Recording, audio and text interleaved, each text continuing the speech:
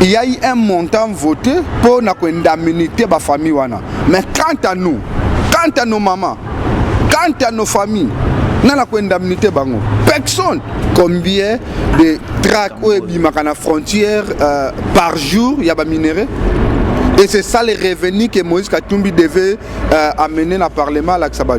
Moïse Katumbi a un mbongo, mais on s'en fout de son argent.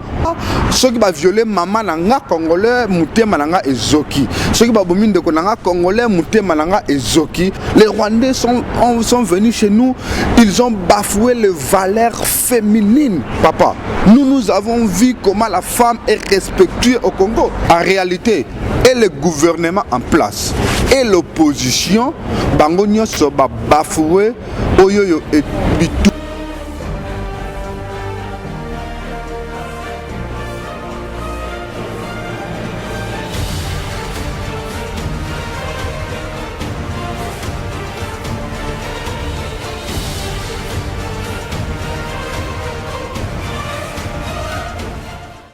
Bonjour, pe nalinga la mbote balandi ya émission Oyo ya RDC Champion TV.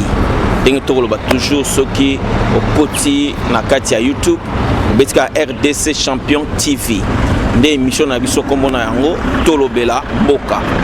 Eli koloba ete Congolais tout esika ozali, oza na droit olobela mboka na yo. Merci beaucoup. Pona lelo avant to kota peto fongola nanu émission na biso ya lelo to pesi merci mingi na bande ko na biso pe ya Goma et pe wapi ser na biso Marie-Louise Kabuyo Malekani akomela gipe biso na kati ya émission na biso ona nzela ya TV ya RDC Champion TV na émission na biso tolobela mboka tokolobela pe bana na biso nyonso bande ko banso baya banso ya este sika o biso banso toko tia penza motema ete ke kimia ezonga na mboka. Merci beaucoup na Zimindele les petits Babiro. Merci beaucoup na Chukelo Mboto Kinshasa Cape Town Paris et Paris Kinshasa et merci beaucoup mingi na ba oyo pe ba ko sala eteke tobi masuna nzela po tolobela mboka. Lelo qui joue et gagne. Nani azako beta ndembo po a gagner. Bana Congo toko senga vraiment ke bofungola matoi pe toyo kaka pe to tiaka na misala. Kubimana balabala ezali solution. Mais il faut ko yeba ete tant toko bimana balabala to komi na terrain. Nani azo beta po a gagner. La fête du 30 juin, une célébration au Tébet na mboka na biso, to célébrera chaque fois le 30 juin pour na kokanisa baye babunda pour na kimia to bonsomi ekota na mboka ya Congo. Kasi yambala oyo tomoni ete bengami eza normal journée ya commémoration ya kokanisa baye o babunda pour na Congo. Et pesi moi nungu mamba mbai ete baninga baike basa la marche te na mboka basusu na mokolo wana bazokami bakoti ba hôpitaux moi nungu ezaki vraiment na mboka bana mboka bakomeka muke kosola pona yango tozongi lisusu na kati ya mboka toujours kobongisa lobela mboka na yo toujours boye poto kote tobenga intervenant na biso lelo na pesi mbote mingi na Géry et pa banza komba pasteur pe mobali ya mama na biso Fanny Keba na États-Unis na pesi mbote mingi na grand frère nanga Jeff Kiengele aza na Paris na Noisy Sec motema ya mama na biso Yvette Kabamba na nzela ya RDC Champion TV chaîne na bino ya lelo na kati ya YouTube pour le moment. Merci beaucoup. Yami Bale, Baïke Banso, Baïngi Bakamba Mboka, Balingi Basangana esika moko po ete ba aider président biso Félix Chilombo ayeba moke ko meka ko bima na crise politique oyo eza na kati ya mboka. Yami Sato toko benga pepe toko sorola lisusu concernant Bosenga ya ndeko na biso Martin Fayulu qui joue et gagne. Nani aza ko beta ndembo po a gagné. Voilà et pas etozali lelo toko sola yango très bien. Qui joue et gagne. Nani aza ko lia 2 points, nani alinga azwa 3 points, aboyi ko zwa 1 point. Boye to ya minde ko na biso Pablo Kikuzeiko moko ya bande ko na biso en tant que activiste na mboka na biso oyo ya Cape Town na South Africa to benga mboka oyo Mada City nde toko sola na ye to bape activiste bazo kanisa nini to bazo proposer nini pona vraiment avenir ya jeunesse ya mboka na biso. Mbotende ko na biso Pablo. Bonjour monsieur journaliste et bonjour RDC Champion TV et bonjour Nabalandi Nyonso au bazolanda biso partout dans le monde.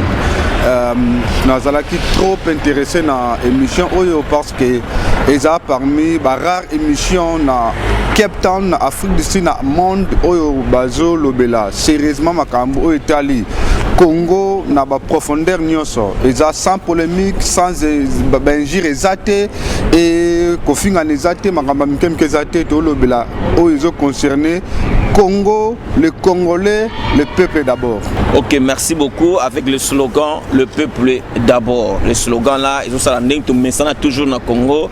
Le slogan ils la toujours Mokako soit nini le peuple d'abord, nini papa Lobaki, nini Tito Rosuka de Bandi Kolela. Mais tu sais le peuple d'abord en tant que Congolais, je le soutiens à 100%. Mais tu continues la question, si c'était le peuple d'abord, journée n'a besoin d'indépendance. Les peuples ont demandé de marcher. Les autorités de la place, ils ont refusé.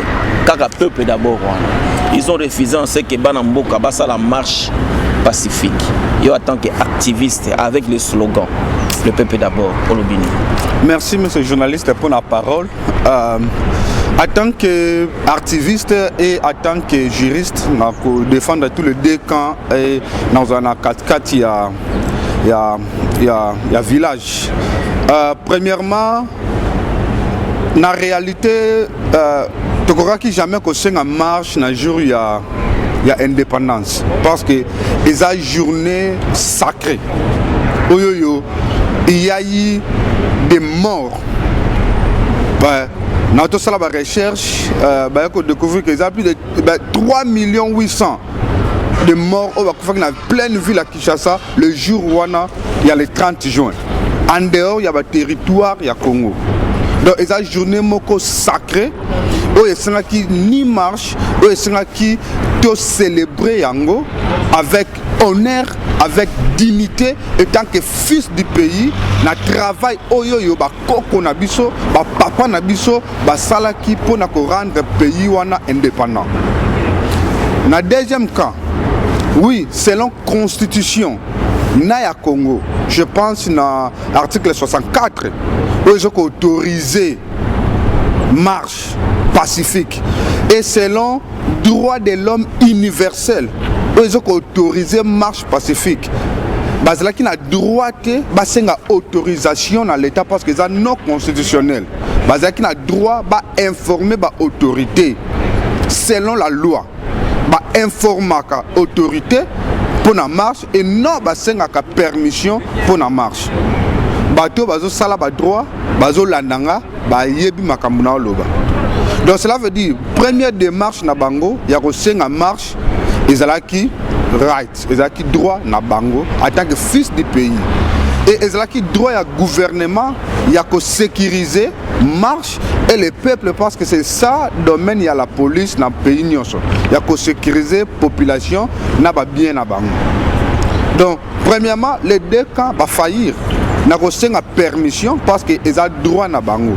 Ya ko informer seulement l'autorité et deuxièmement l'autorité va faillir na démarche au bango basalaki et de finir na journée ndenge finir na le gouvernement a fait ça qui résonne parce que le jour où Bemba était rentré au pays, basalaki meeting na bango na Sainte-Thérèse, on est à quartier nanga, moi je suis dans Monanjili et qu'il y a eu des incidents où que la population s'est attaquée brusquement avec violence et pas il y a policiers ou bien soldats, il y a eu des échanges, il y a lacrymogènes, il y a banga, tout ça. C'est ainsi que l'État a vu que vu c'était proche de le 30 juin pour mettre un peu une raison sécuritaire, à me kamuke ko avoyer notre bar en anglais, ko me kamuke ko faire un journal les canons au Bongo sans meeting et ça, ce qu'ils n'ont pas fait, ils ont joué sur la jurisprudence. Bon, en réalité,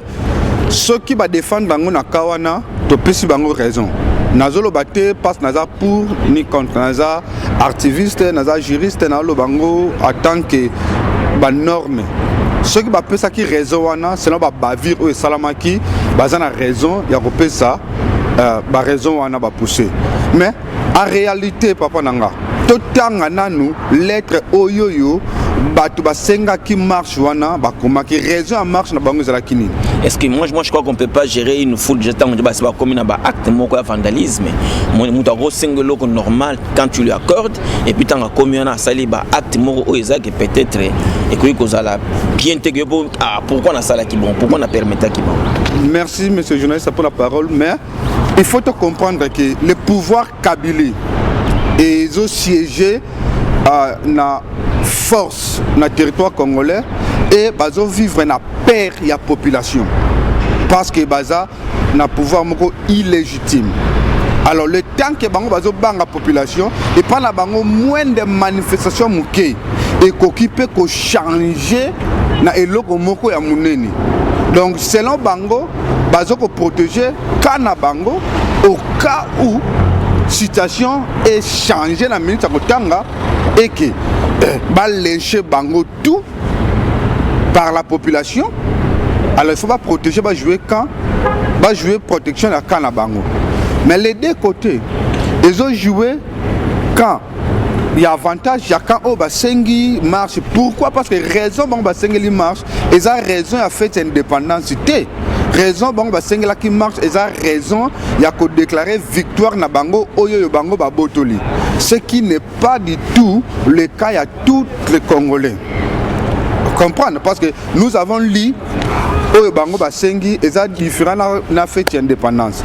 En réalité, et le gouvernement en place et l'opposition bango nyonso ba bafoué oyo et bitumba oyo ba koko na biso ba bunda pour l'indépendance et que journée wana ba vandisi yango calme comme une journée ya na ebité terme au bango ba pesa ngo soki ezalaka na mboka nini parce que tout le monde dans tout le pays journée d'indépendance ezalaka célébrer avec honneur avec toutes sortes de valeurs oyoyo baroko pesa na ba soda na ba to ba bunda na ba nyonso mais pas na biso de comme journée moko na peut sur le bani. OK, merci beaucoup. Est-ce que ko pesa nga signification à terme c'était d'abord le PPRD et commis FCC et aujourd'hui je crois il y a un terme qui circule sur le Kabylie.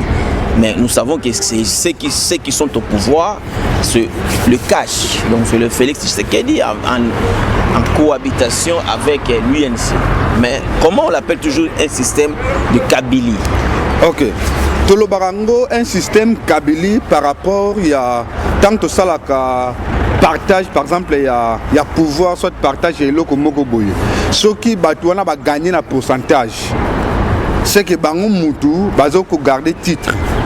Donc cela veut dire que tu lobby, tu voter, yo nangai, nana leki na kitoko, ba bimisi ba voix.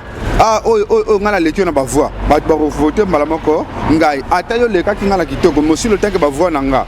Et leki ayo ba voter ngai. So to le pouvoir Kabylie c'est par rapport aux élections qui a été faites. Selon la publication oyo ba réseau monsieur ba pesi ba lobby Martin Fayulu. Mais selon la publication oya Seni ba lobby Félix Tshisekedi. Mais la grande surprise il y a batunion surtout qu'on se découvre que majorité est la Kabylie qui a au moins 65% na gouvernement et na ba siège nyonso et que mariage à Félix Tshisekedi na Vital Kamerhe et puis bango ka 35% et na 35% voilà selon ba accord au bati ko signé na Addis Abeba ou bien na Tanzanie. Tout le monde qui a un accord parce que les accords secrets et visible à tout le monde. Tout le monde qui a un accord Vital Kamerhe a un pourcentage que le cas Félix.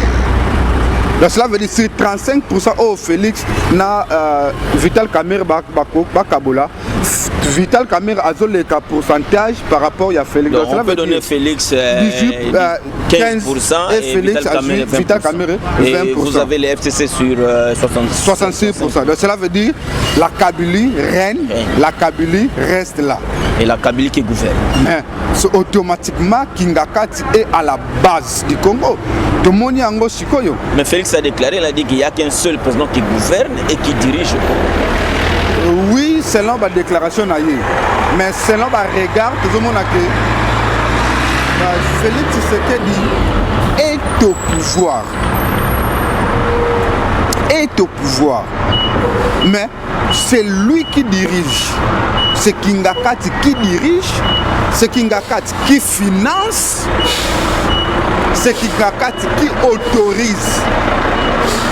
Et c'est Kingakati qui signe. Selon la réalité.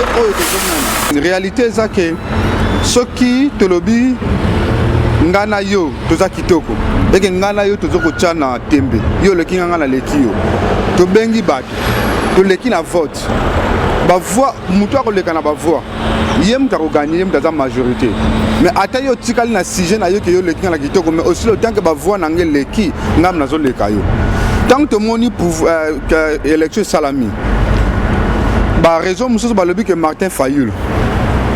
Et c'est ni raison naïe après si que Félix Tshisekedi a gagné.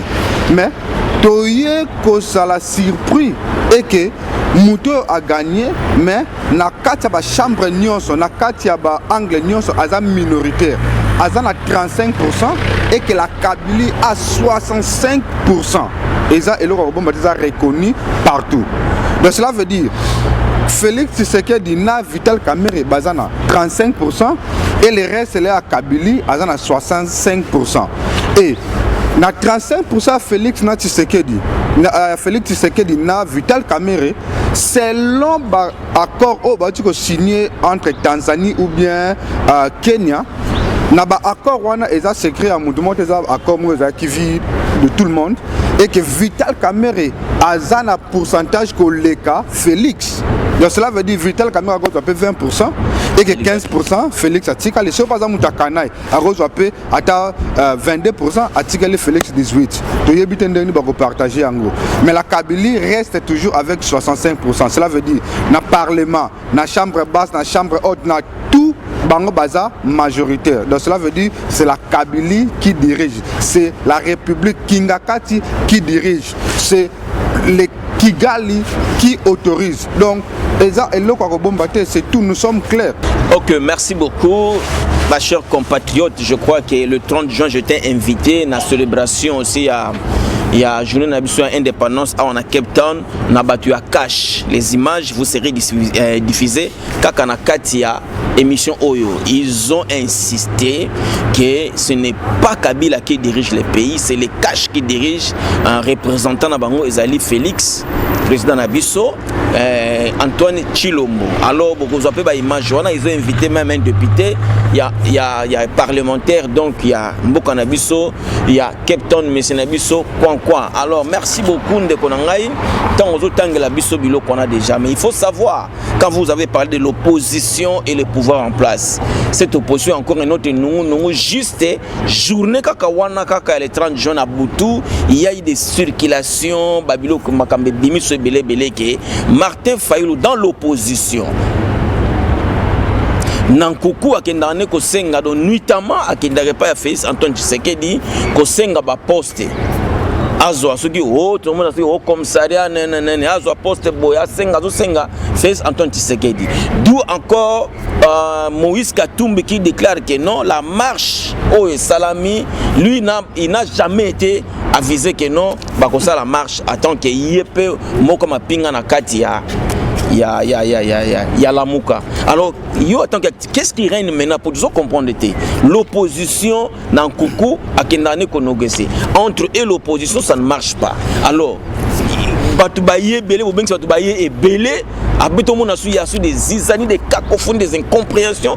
Quand on a quatre oppositions, quelles sortes de l'opposition au Congolais, Balingi, Balakisabiso, le Loke, Banamboka et Belé, Bazana idée, na quatre oppositions. Merci, M. Jeunesse, pour la parole. Mais à ma petite connaissance, il y a des docteurs de droit, il y a des hommes de droit, qui affirmer, confirmer Makambo Nazoloba. À ma petite connaissance, je peux dire qu'au Congo, il n'y a ni pouvoir et il n'y a ni opposition. Il y a une bande de gens avec des bottes depuis 1900. 96 et s'accaparer na pouvoir, s'accaparer na pays, commission yango bien na bango et le même écrit wana sali oyoyo bango bengaka créer partenaire na bango pour faire croire aux gens qu'ils dirigent avec une opposition, mais en réalité, ils ont bandi à batumoko bazo lukaba mbongo personnel na bango pour leur propre bien et bien à ma famille na bango et rien à voir avec le peuple congolais. Et je vous assure aujourd'hui, même si Martin Fayoulou a gagné l'élection, le peuple congolais ne se retrouverait jamais.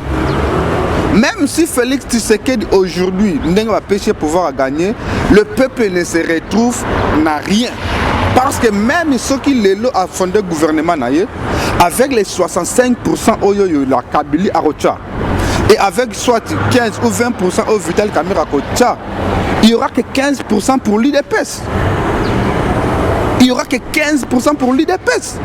C'est rien du tout. Parce que ça toujours minoritaire dans le Parlement.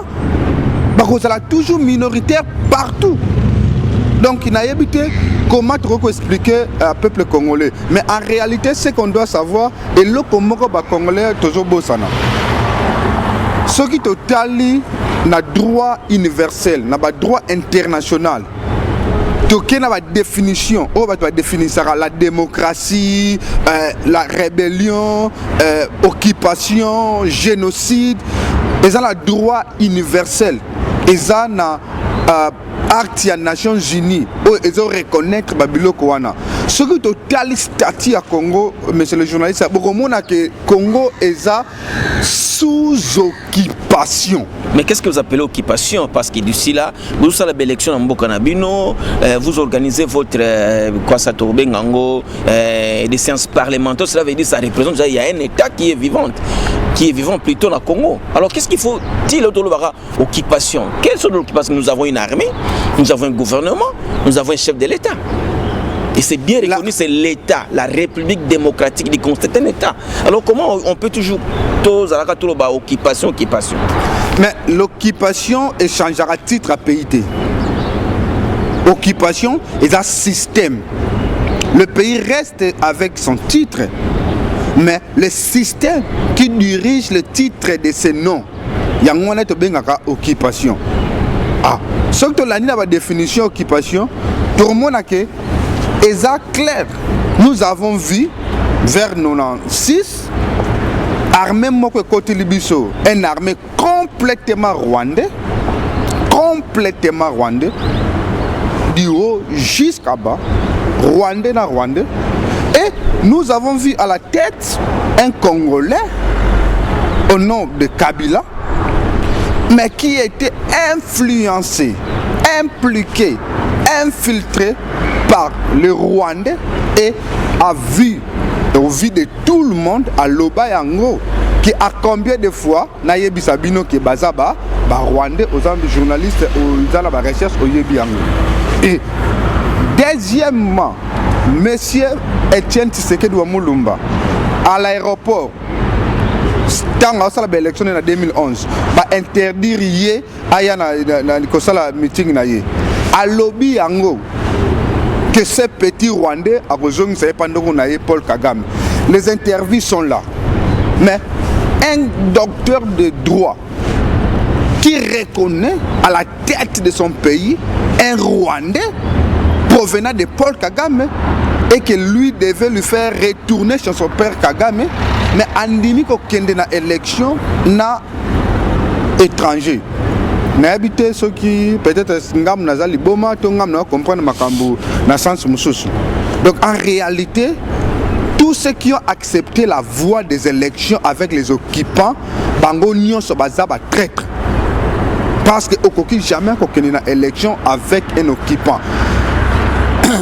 Droit, il y a défense internationale selon droit universel, selon accord il y a Nations Unies en 1954, je pense, na page 156 ou 165, quelque chose comme ça.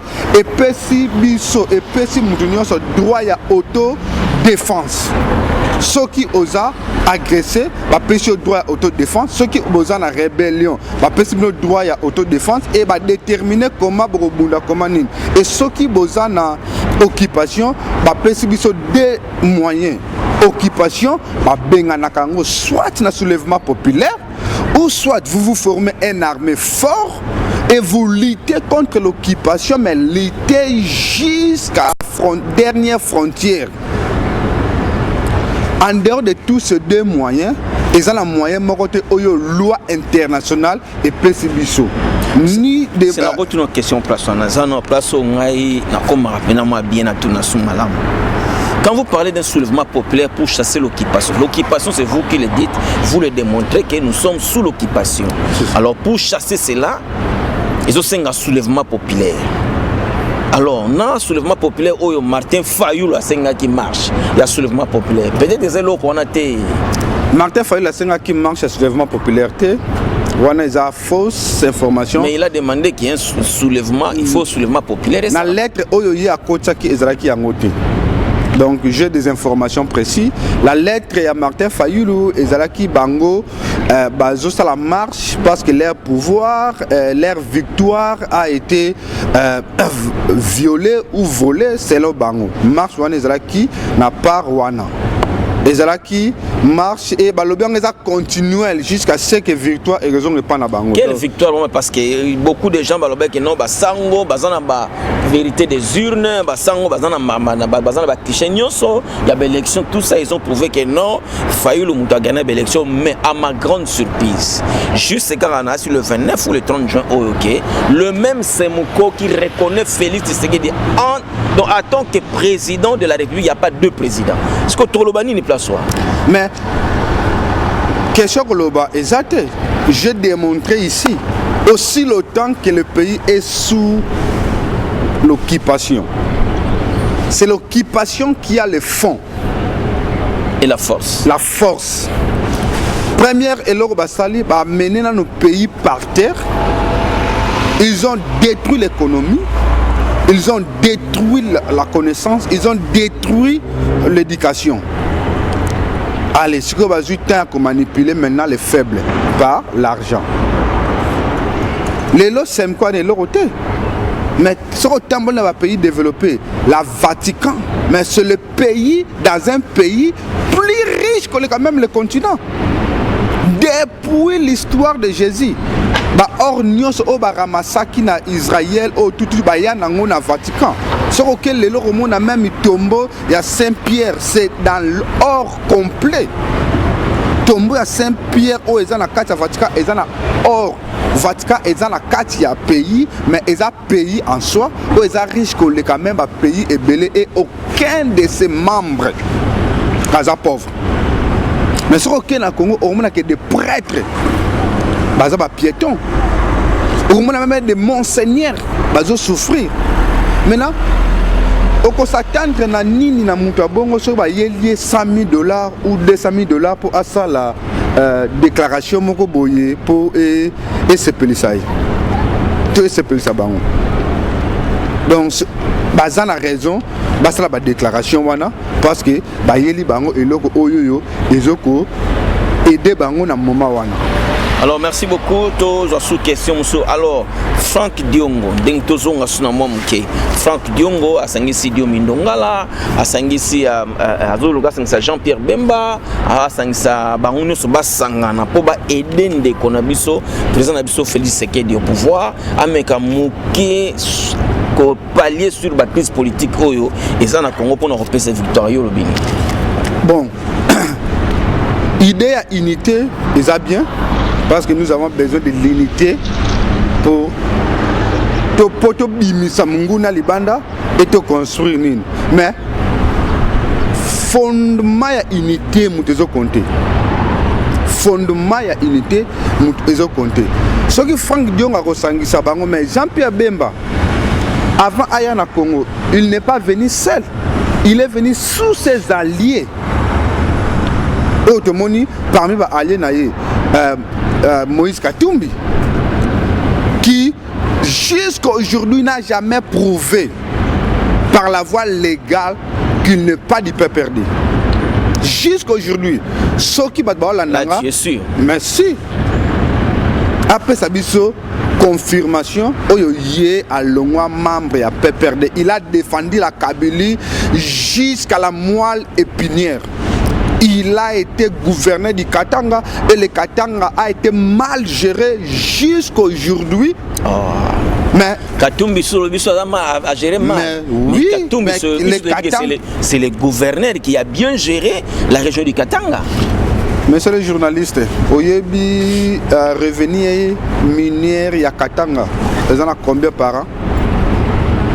Oyebi combien de tracts oyebi makana frontière par jour il y a ba minéraux?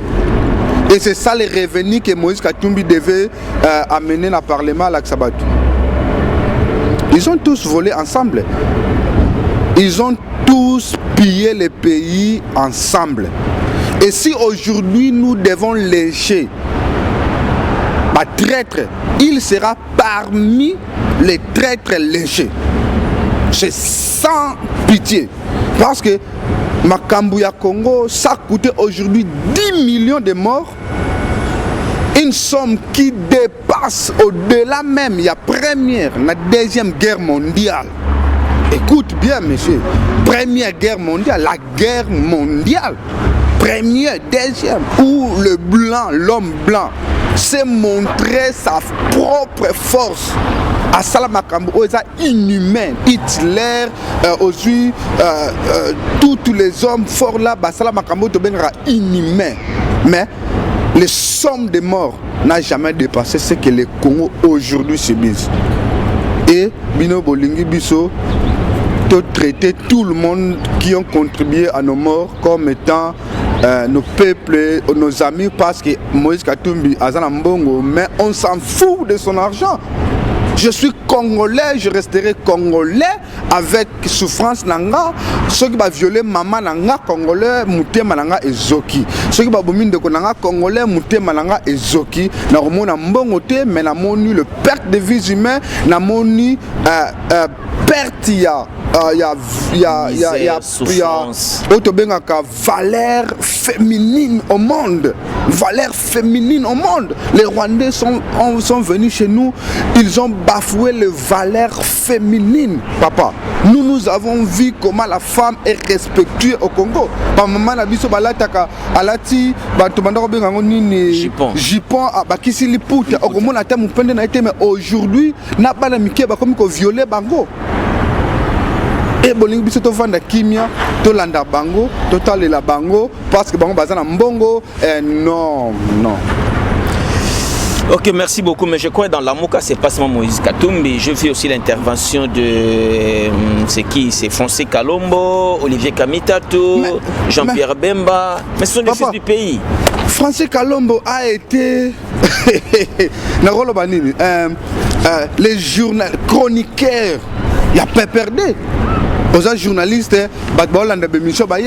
il a démontré dans tous les moyens qu'il fut vraiment membre général, il a perdu dans les moyens. Il a même injuré que le président Tshisekedi. Alors, il a pouvoir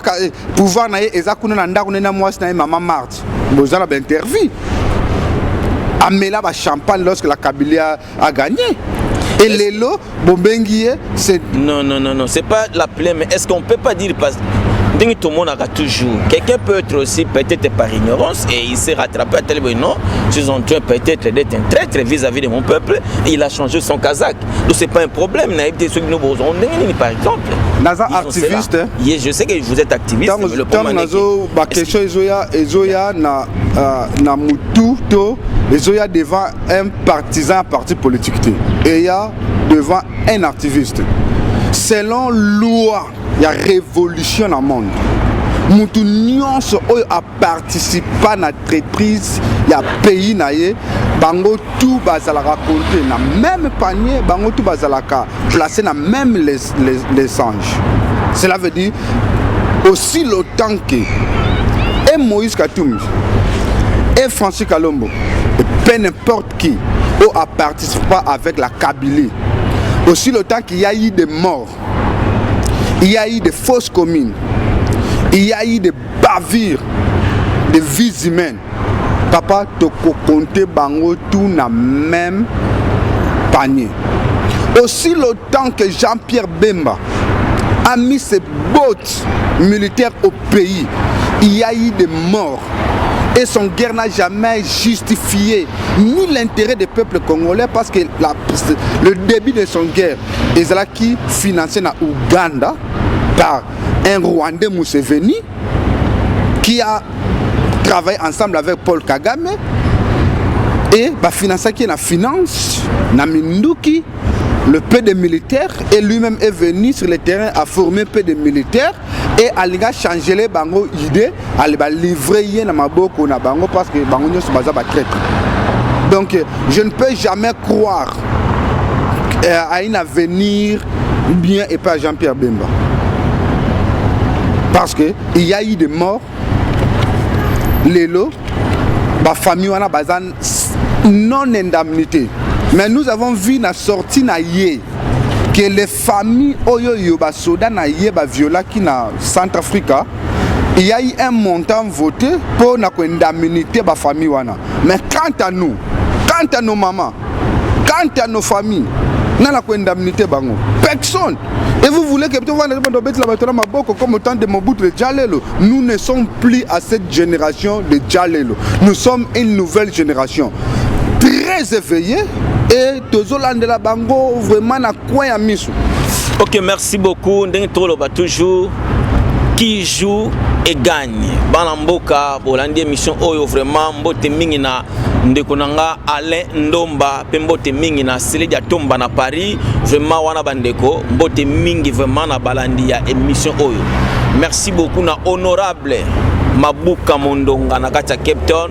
Vraiment mbote mingi na bosani yote ndeko nanga yo yebi vraiment mbote ya koleka ebele. Ça c'est votre émission, c'était l'intervenant Pablo Kikuseiko. Toza kokende toujours malembe ya kosangisa bango na plateau. Activiste au pouvoir ba combattant tokofana na bango to ba kosola muke tokokende wapi tokosuka wapi et nani azako beta ndembo po a gagné. La RDC Champion TV, votre chaîne est fungwami na YouTube, ndeko s'abonner au telle émission au s'abonner au telle émission au s'abonner et ko pesa biso vraiment Esengo Makasi. Merci beaucoup Zimindele les petits. Merci beaucoup na Kapska Pompa Biro. Merci beaucoup na Salon Mavula. Merci beaucoup na Salon Tati Ngola. C'est votre humble serviteur Moïse Kalou à la caméraman XD Lou Kembe Ladio. To Lobela Mboka. Merci beaucoup et à la prochaine.